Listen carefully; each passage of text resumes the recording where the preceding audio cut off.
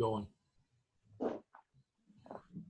Record, the red record button should be recording in the upper left.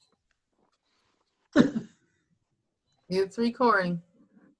All right, please rise for the Pledge of Allegiance. So if you just want to sit down, I can't make you stand. I pledge the allegiance to the flag of the United United States of America and to the republic for which it stands, one nation under God, indivisible, with liberty and justice for all. Roll call, please. Alexander, Yes. Henry, 1 second, Yes. Hal. say something. Lentine, Here. Lewis, Here. Nelson, Here.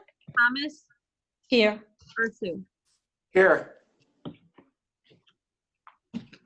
Move to reports. Mayor, you have a report? Bring me extension cord, honey, so I can come up there. I muted myself here. I did put a little slide together, hopefully. Do you see that? You sure do. Okay, we've been working on the CARES Act, strategically planning, and we've had some meetings. We're having another meeting tomorrow afternoon. We are. Who are we? When you say we, and Mayor, can you mute everybody else but keep yourself going? I sure can. Let's see if I can get the.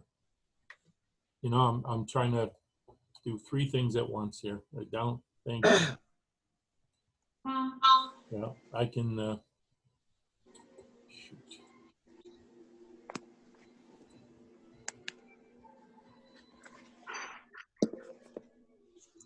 And I can ask people, will you please mute yourself since we can't? I guess that's the best thing. When I'm doing the screen share, I guess I'm getting less. I'm getting less options on my buttons here. Let's go back to screen view. When you say we, Mayor, can you tell us who the we are? Yeah, the we is the directors. So on these plannings, we got both chiefs. We got the finance director. We got the economic development director. We get Jim with building, and we got. I want the council to get some of that money too. So just in case. Okay. Don't you guys count it all up in your pockets? Yeah. Right now we're looking at we're getting possibly about $600 and some thousand. The check, they keep telling us the last check is in the mail. Hopefully we'll get it Thursday. And there's updates. So basically the vast majority of the monies that we're getting can be used against, we believe, against manpower.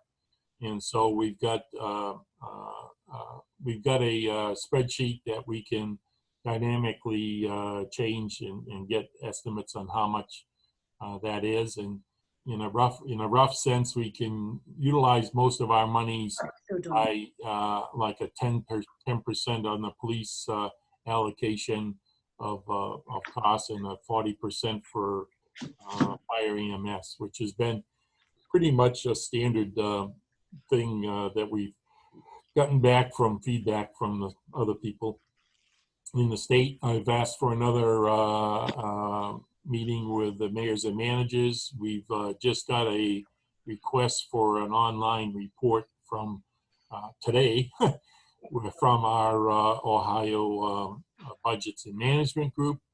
And so we're working through that. Now we are trying to ration out to the most needy things. That's not the labor part, to implement some of the things that are needed. Some of that is the PPE stuff. It's the gloves, the masks, the cleaning equipment. We're looking at 2 vaporizing spraying units. We're looking at the AV and improving the AV, of course, in the council meeting, in the council chambers. We've had in the past a couple of, I think, notebook expenditures and a few other things. So Jim's pulling a lot of that together. We're also trying identifying some of the cleaning, obviously, materials and things, and some of the costs that we've incurred in the service department also. The first responders are the primary acceptance of COVID expenditures for manpower that we're getting indications from the federal government that they allow this. I don't know. Todd is on, and Todd has also been doing some stuff. I don't know if he can fill in some of the gaps on that, but we're also going to be working towards doing a possible piece of legislation that would also have the council support these expenditures as we've going to end up defining. So I know we did have a big wish list stuff. I know we had some estimates of, hey, we need automated temperature taking and door opening and cameras all over the place, and some of those were 40 to 60,000 bucks. We just are in some new vehicles and some other things, and basically we've come down to saying, hey, most of our monies are going to be spent on manpower because that's a kind of a fixed thing. I've kind of indicated very strongly that I don't want to lay anybody off. We're really attempting to keep everybody very busy. I mean, we've gotten a lot of development projects going. We've done a lot of work in a whole series of areas in the city that is our efficiencies and accomplishing a lot of stuff. So we can continue to do that, I believe, without laying people off and keeping people busy. But we need to pay them, and so part of my philosophy on the thing is paying them out of that COVID money, of which part of the thing is fully permissible by the feds. And we're going through that, and we get a wish list. I know everybody's wishing a lot more than we can do, and I guess the council doesn't need to be left out of that thing. But my thought is that we would spend potentially maybe $200,000 more than what we would be getting from the funds, and hopefully, if anything gets disallowed, we could fill the gap with something that's already that would be fully legitimate. But we don't. We're there right now within reason of how we can proceed between now and in the end of the year. Again, hopefully, who knows, right? That the federal government will loosen up some of the criteria or provide us more money that would help us fill the gap of lost revenues. Again, not to belabor, but we know that the closed theater up here is $80,000, and we got different companies that have laid off people, and a lot of people that are working outside of the city. And we're hoping that some of the ones that are working in the city that worked in Cleveland may help in that. But it looks like we're going to be losing a little bit of money everywhere. I don't know. That's full circle. That's the CARES Act. We are entered into a contract with Diversity Center Training, and that'll begin this Friday for our directors. We are participating with 4 other cities: Lyndhurst, Mayfield Village, Mayfield Heights, Gates Mills, and it's like 6 Friday sessions through December the 4th.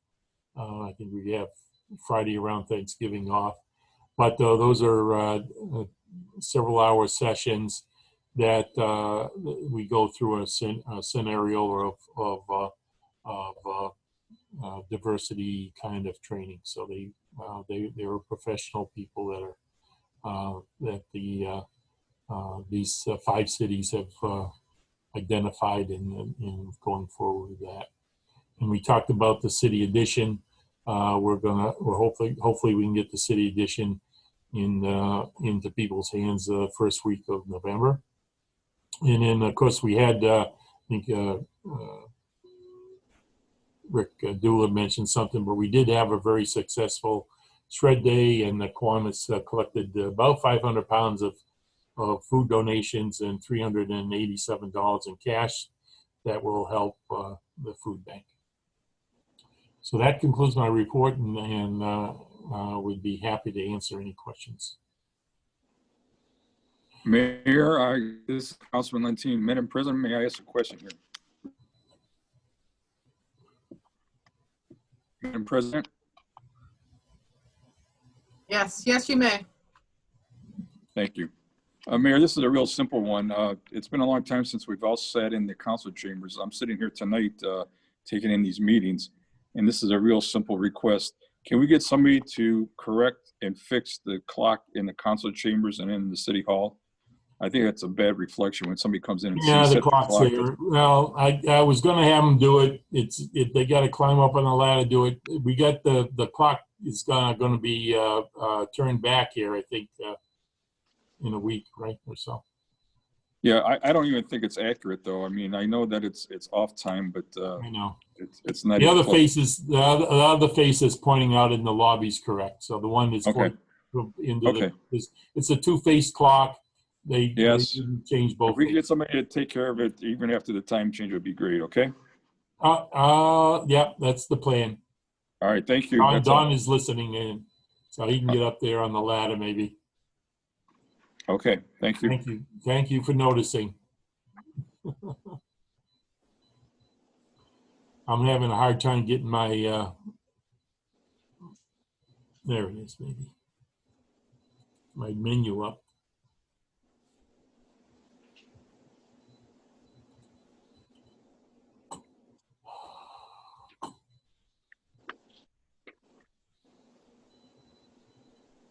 All right, Mayor, is that the end of your report? Yes, happy to answer any other questions. Okay, nobody's saying anything at this point. All right. Mark, Chief Newman, do you have a report? Yes. Good evening, Council President Henry, Mayor Roche, members of council, and members of the Richmond Heights community. I have an update on COVID-19. Since March 26th, Richmond Heights firefighters have responded to 87 suspected COVID-19 cases with 26 confirmed cases. Based on the information provided by the Cuyahoga County Board of Health, as of October 9th, 2020, that was Friday, there are 11,562 lab-confirmed COVID cases in Cuyahoga County, with 544 lab-confirmed deaths. There are 462 confirmed cases of COVID-19 in the 44143 zip code, which includes Richmond Heights, Highland Heights, and Mayfield Village. All of our firefighters are healthy at this time, so nobody's off work related to any COVID-19 symptoms or illness. I do know that one of our neighboring jurisdictions has 6 firefighters off duty right now with confirmed COVID-19. That was in Cleveland.com, in fact. Last week on Tuesday, the Civil Service Commission and Division of Fire participated in with 7 other cities to conduct a regional firefighter entrance exam. The test was held at the Hilton Garden Inn in in Mayfield Village. Cities participating in the exam were Euclid, Highland Heights, Lyndhurst, Mayfield Heights, Mayfield Village, Pepper Pike, Richmond Heights, and South Euclid. The entrance exam will result in a list of entry-level firefighter paramedic candidates who are eligible to be hired for the next 12 months. Regional process. This is our first time participating in a regional process. It produces a diverse group of qualified candidates, reduced costs to the participating cities, reduced application fees to the candidates. They get to sit for 8 cities with 1 test. There were 2 exams given with a total of 183 candidates testing.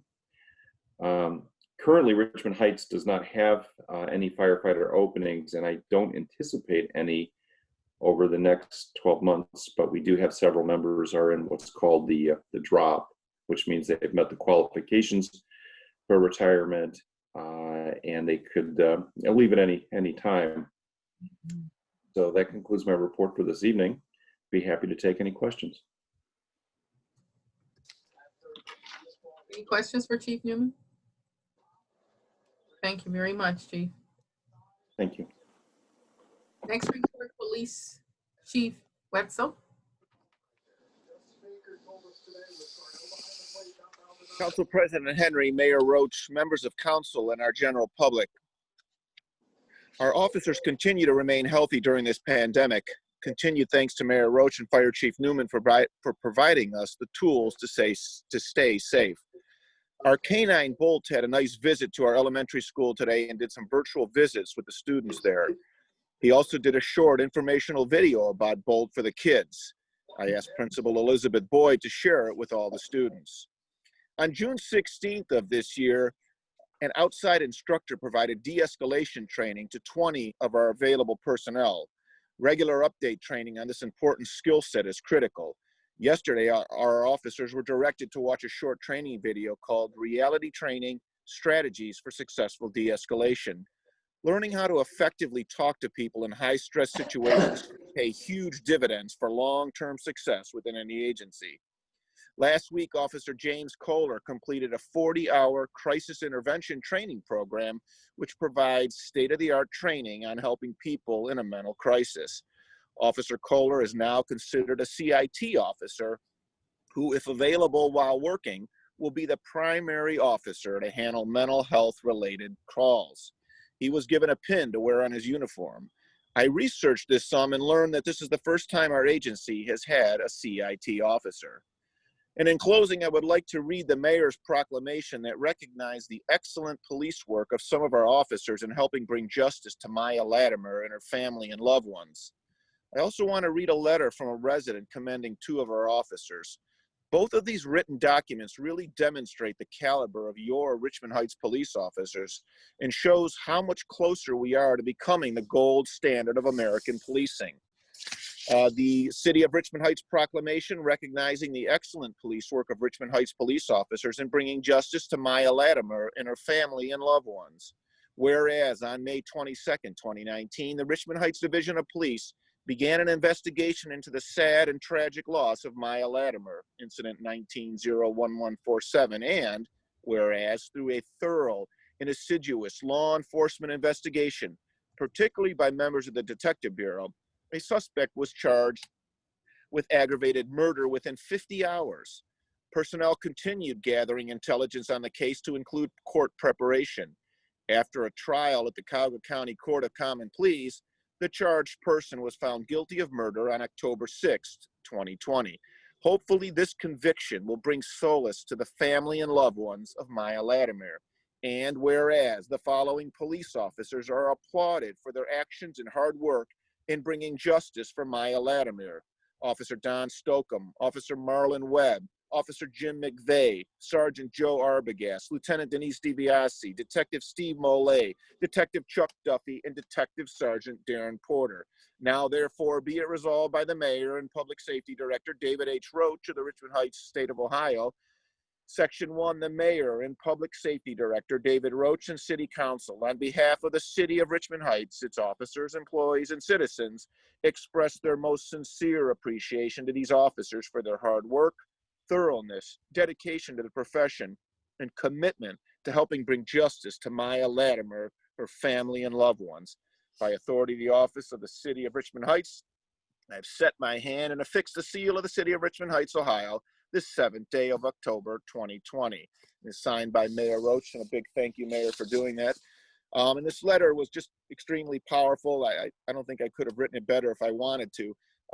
This was a letter to Sergeant Alexa. Sergeant Alexa, I am writing to applaud you for the fine work that you and your police department have done in training Officer Pate and Officer Flick.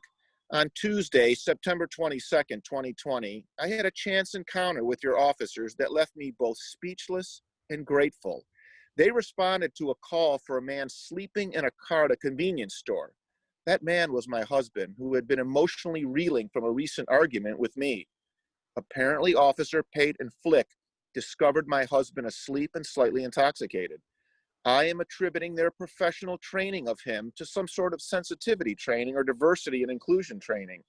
Not only did they call me to come and drive my husband's car home, when they certainly could have towed it, but they were an exemplary example of human compassion.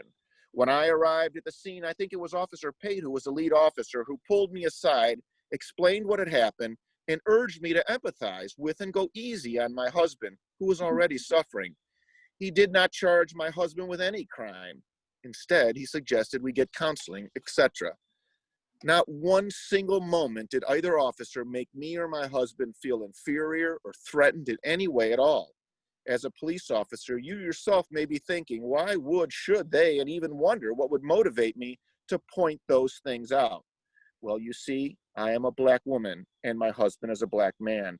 In a time where racial tension is at an all-time high and police brutality is a common headliner, not only did we not experience any of that, but your officers blindsided me with their extreme kindness, compassion, and patience. I think they should be recognized or commended for doing the right thing. I know that they have taken an oath to do so anyways, but we both know that's not always how things are handled in these kinds of situations. Officer Pate and Officer Flick went above and beyond the law and provided stellar service in protecting and serving their community. I applaud them and I thank you for whatever you contributed to their training. Respectfully submitted. So I thought those two things really just kind of sum up, the quality of the public servants that you have, and I thank you for all the support that you've given to our agency, whether it's funding or whatever. So again, that's closing, and thank you.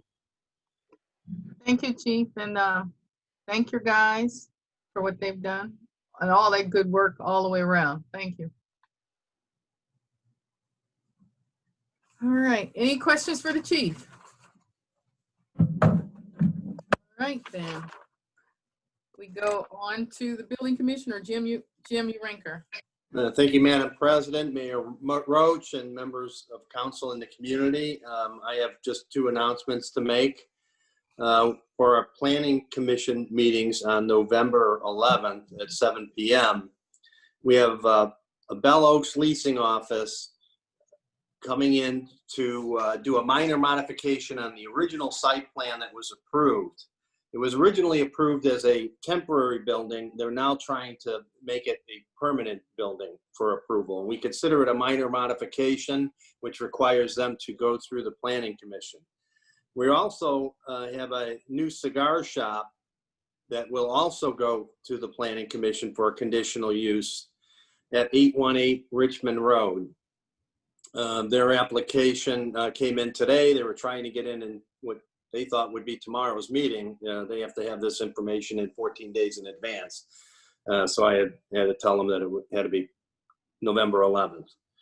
And that's all I have to report, and I'd be happy to take any of your questions.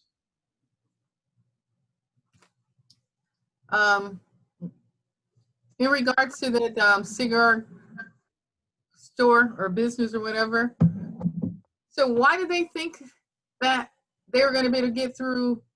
I have no idea. It's all over the application. They were told I need this information 14 days in advance. They literally said, you have the information at 3 o'clock. I didn't even have the email yet. And then he called me up, and then I said, oh, there's the information. It was just popping up in my email. I had been talking with them for the past couple weeks trying to get their information together. So they had plenty of time to get it in. They just never got it in. There's many conversations, believe it or not, to go with these things with lawyers and owners. There's 4 different owners, and And I had to deal with the lawyer from the building owner and the lawyer from the cigar shop. So it kind of gets a little bit more confusing. It's not very simple, these applications sometimes, because there's a lot of information they need to get a conditional use. And they're kind of on the edge in there on this use. Okay. Madam Chair, I have a question for Jim. Yes. Jim, what's the name of the cigar shop? It's La Fume LLC. Got it. What area are they going in the plaza? 818 Richmond Road, which is just north of Wendy's at the old cleaner.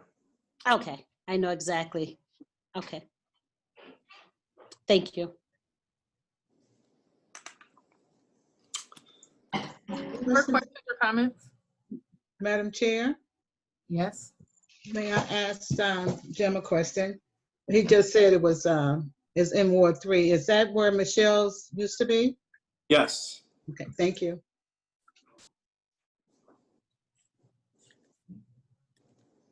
Anything else? Any more? All right. We'll move on then to Recreation Director Rick Dulo.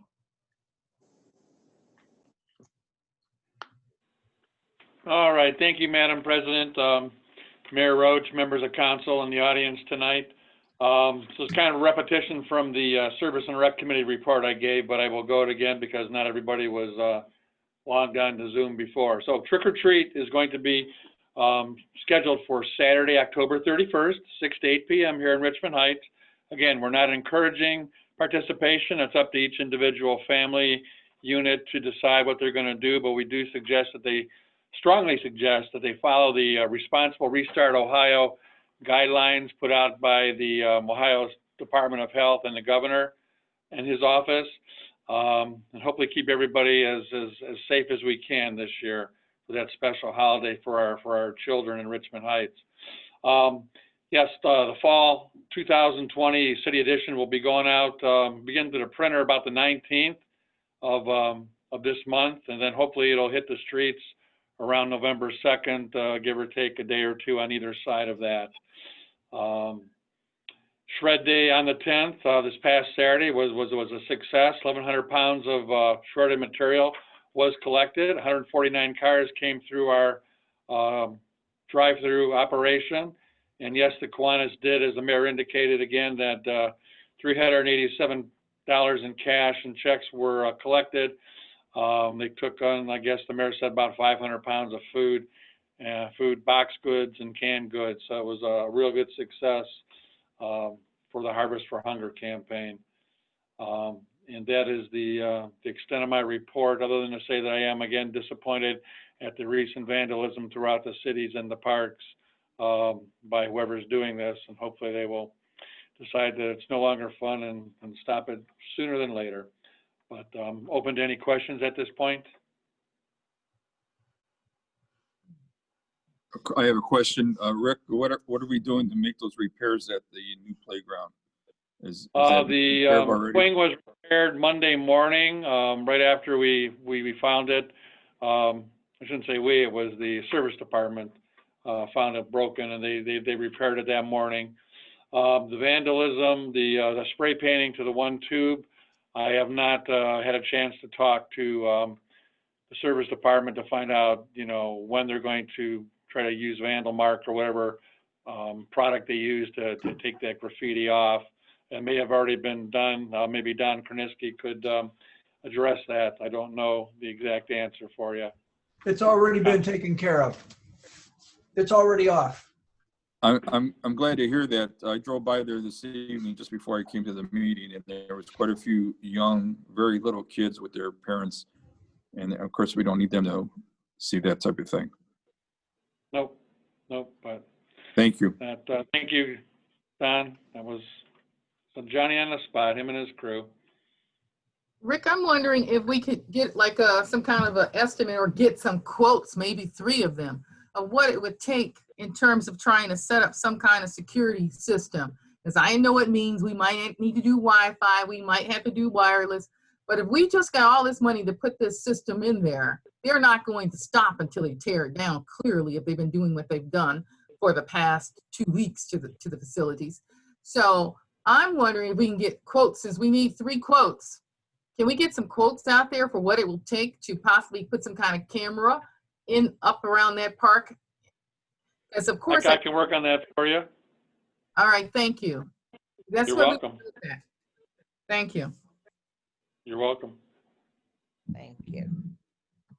That's about all on my part for you. You have anything, anybody else have any questions or comments for Mr. Dula? Okay, then we'll move on to Economic Development Director, Brian Glazer. Good evening, Council President Henry, Mayor Roach, members of council, and members of the community. Just as I reported to the Recreation and Services Committee, the Kiwanis Lodge legal notice asking for bids was published October 2nd and 9th as required. There was a pre-bid conference held yesterday. We had 6 contractors come in to listen to the architect and city representatives walk through the proposals for the first floor and the outdoor patio and deck. Bids are due Monday at noon. Monday, October 19th at noon. We will be doing a public opening at 12:30 on Monday. And then our expectation is to bring a recommendation to City Council at your next meeting on October 27th to enter into a contract with the contractor for the renovations. The second item, Aladdin Baking, that City Council that you approved at your last meeting regarding the zoning changes. They are now working through with Cuyahoga County on the ground lease. So hopefully by next month, they'll have everything in order and be ready to purchase the building and move in. And that completes my report for this evening. If you have any questions, I'm available. Thank you. Thank you. City Engineer, well, any questions for Brian Glazer, Economic Development Director Brian Glazer? Okay. Okay, thanks. You're welcome. We'll go on to the City Engineer, Lee Courtney. A few things, Madam President. Richmond on water main. The top layer of asphalt should go on later this week, and hopefully very soon thereafter it'll be restriped, and we can bring the curtain down until the next break. At the same time they're there, they'll put the top coat of asphalt on the damage that was done to the lower lot at the fire station. And from there, they'll go to put the top coat of asphalt on the Loganberry resurfacing. Now that the concrete curb replacement is completed, and with what Jim said earlier about the parking lots, that should be quite an improvement. The last item is the Highland Road bridges. All the bridge decks are in. The parapet walls and the approach slabs are coming along nicely, and hopefully it won't be much longer.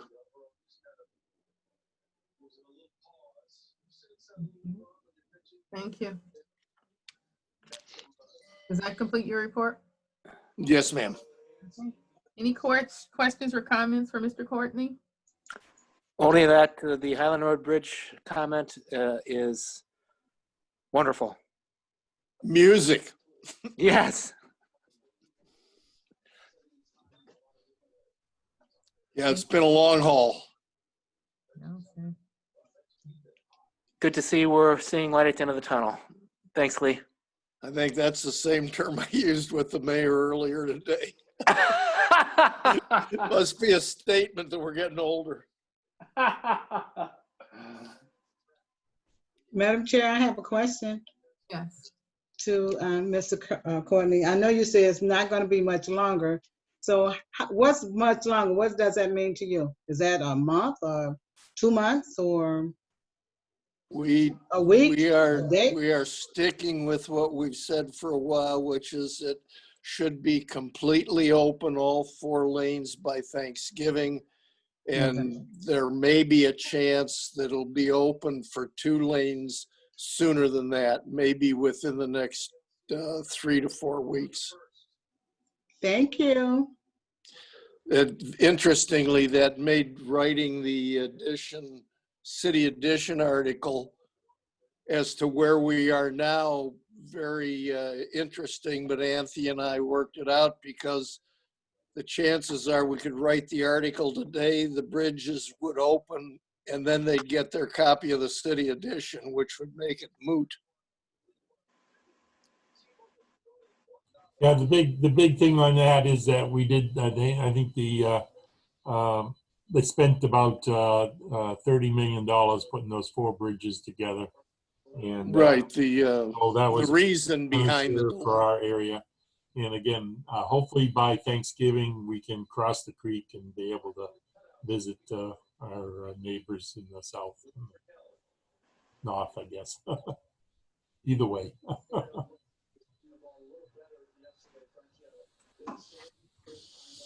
Okay. Thank you. We'll move on to the Service Director, Donald Korniski. Thank you, Madam President. The residents will be noticing some changes in some of the flower beds and locations where we have signs. Our message board is getting a new landscaping look to it. Greenwood Farms, the sign is getting a new landscape look to it due to, we hired a new part-time employee whose specialty was being a landscaper and planting. And so this is just what we can finish up before the end of this year. But in the springtime, everything that we have is going to get flowers. We're without a landscaper for almost a year and a half now. And Tim is looking very promising, and he loves doing it. So we're letting him go nuts on it right now. We are also putting in a new culvert pipe between the 2 driveway entrances to the pool parking area. It's been a standing water problem since I've been here. And we're going to completely connect it with underground piping and then cover all over with topsoil so that all we have to do is we can cut grass on a level surface. Our chipper truck was on the north side of town today, took care of all the houses on the north side. They're going to finish up on the south side tomorrow. We might have it out one more time next week. After that, I think it's going to be retired because leaf season will be starting.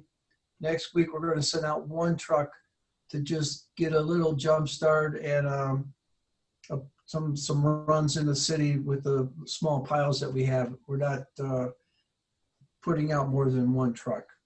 And other than that, that's all I have. But I'll answer any questions you might have. Madam President, I have a question. Yes, sir. Don, this is Councilman Lentine. As a longtime member of Kiwanis, one of my recent appointment was a committee to dress up the new sign that we have in front of the Kiwanis Lodge. It says Kiwanis Lodge with the address. Is this something that this gentleman might be able to look at and help us with some ideas of how to dress up that small little flower bed and that sign? We will take care of that sign for you, Frank. You will not believe it when you see it in the springtime, okay? Okay, it sounds good to me. Thank you. I'll report that back to the members of Kiwanis. Sounds good. Thank you. All right. Any more comments for Mr. Korniski? Well, it looks like I've missed the Finance Director, Jim Technip. Cassandra sent me a message. So Jim, did I miss you tonight? No, I saw you. I'm here, and I could report real quickly. Some of the things, because I'm going last, have been talked about already, mainly what the mayor had talked about in his report this evening. Assistant Finance Director Tom DeLelio, the mayor, and myself have been following some of the new developments with the COVID relief funding. Just in the last few weeks, the Ohio Department of Budget Management, along with the U.S. Department of Treasury, has updated their facts, their questions and answers that they provide us.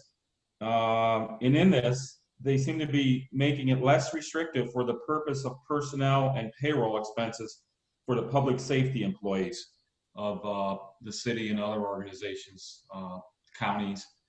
So with that, I'll be working closely with Todd Hunt and the mayor, and we'll be drafting some legislation that will be that we'll discuss at the finance committee meeting in 2 weeks to go over some of this and get a plan of action there on how this will be spent.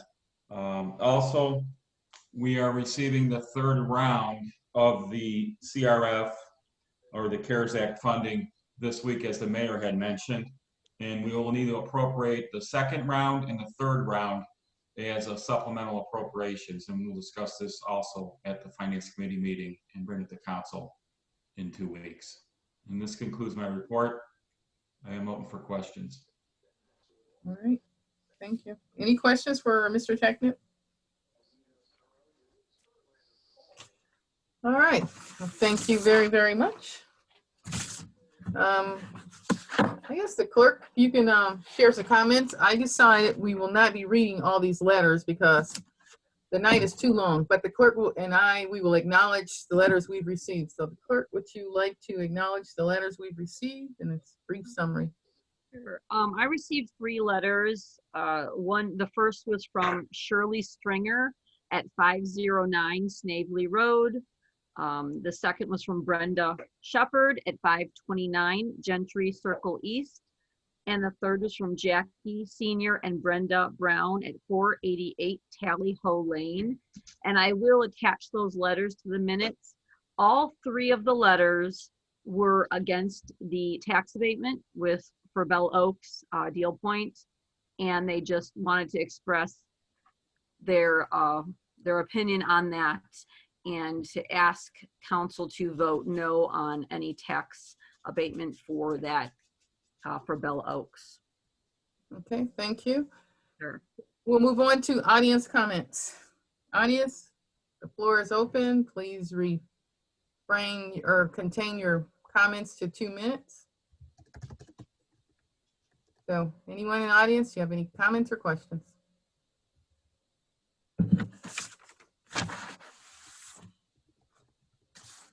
Okay, I'm hearing none. So let's move on to old business.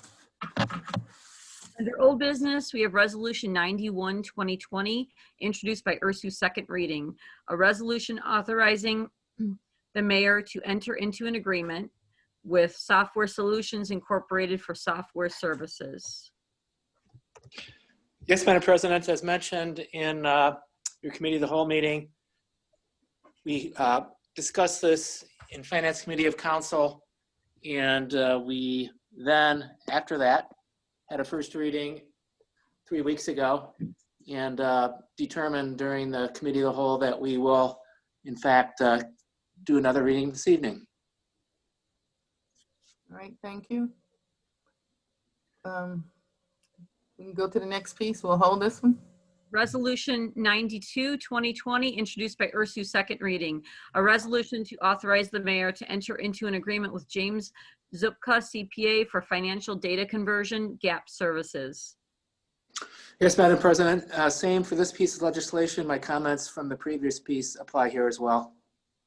Thank you. Resolution 95, 2020, introduced by Henry, second reading. A resolution authorizing an agreement with PC Alternatives for additional information technology support services for the city. We're going to hold this for a sec on this reading also. Under new business, we have Resolution 96, 2020, introduced by Mayor Roach, first reading. A resolution approving the appointment by the mayor of Mia L. Moore to be a member of the Planning Commission. We've met Mia, and a number of us know her through the years. She's been a resident for 23 years and has been active in a lot of the organizations in the area.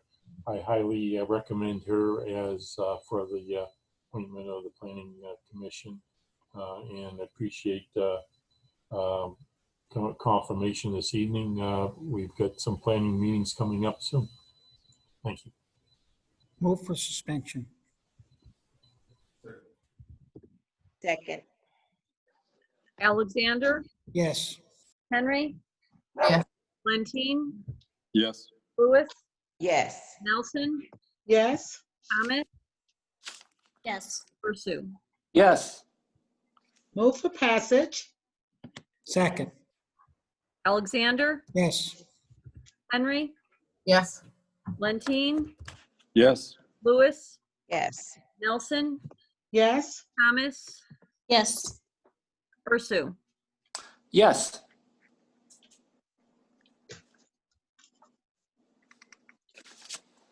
Oh, Resolution 96, 2020 passes unanimously. Resolution 97, 2020, introduced by Mayor Roach, first reading. A resolution authorizing the mayor to enter into a contract with Green Vision Materials for the disposal of yard waste. Yes, Green Vision has performed very good services for us over the years. Most of the cities in the area use them because it's a short haul for the trucks to go down to the triangle down here on 90 and 2 to dump the leaves. I think they've done a great job of services for us, and I would highly recommend continuing the contract another year in passage this evening, if at all possible, since we're sending out leaf trucks next week. Move for suspension. Second the motion. Alexander, Yes. Henry, Nope. Lentine, Yes. Lewis, Yes. Nelson, Yes. Thomas, Yes. Ursu. Yes. Move for passage. Second. Alexander, Yes. Henry, Nope. Lentine, Yes. Lewis, Yes. Nelson, Yes. Thomas, Yes. Ursu. Yes.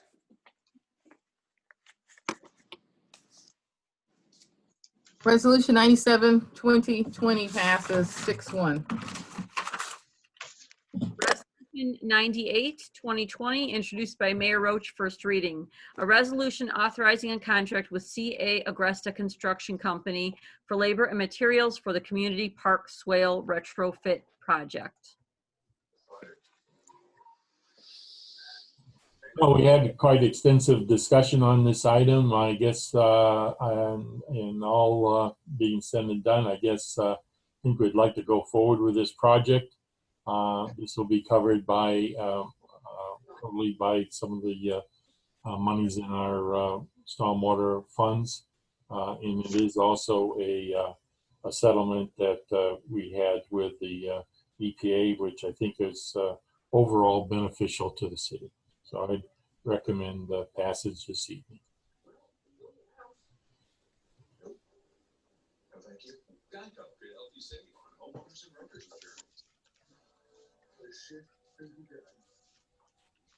Second. Who was the first? I didn't hear the first person.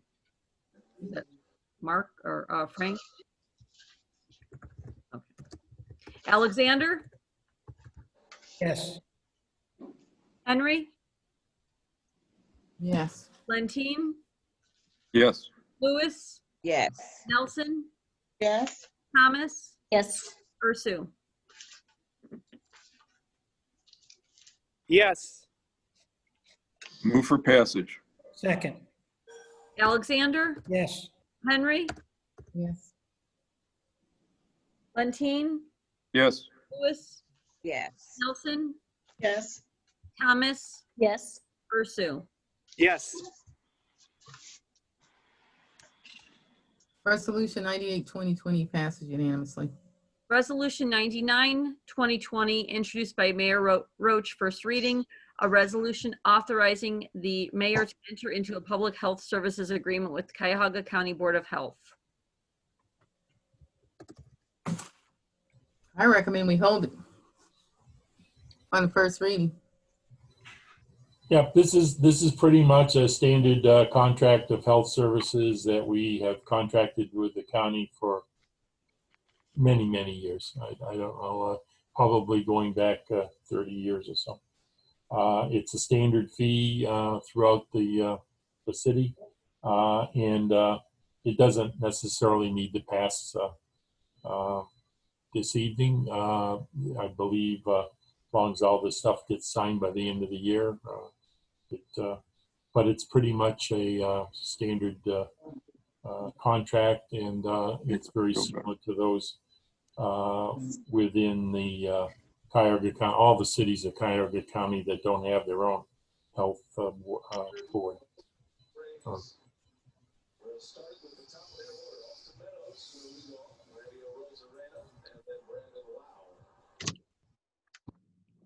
right.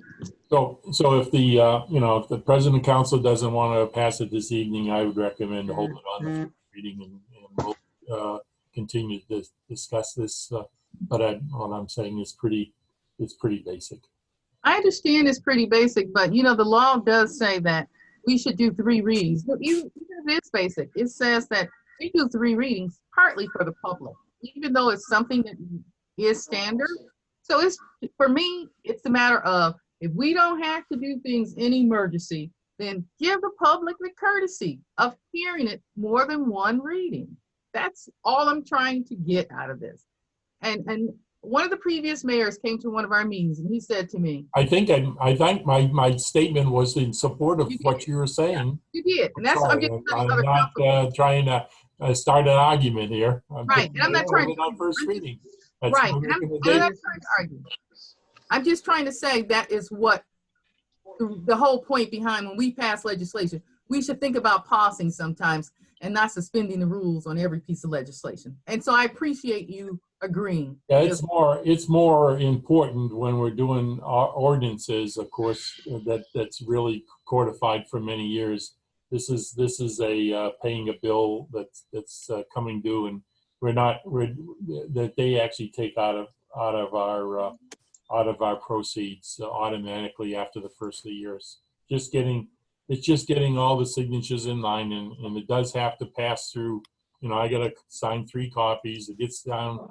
Several other people sign copies, so it's just starting the process. Thank you. Is there any more legislation, anything else to go before council? All right, thank you. Then the meeting is adjourned. Good night. Good night. Good night. Good night, John Boy. Good night. Good night. Hi, Mary Ellen.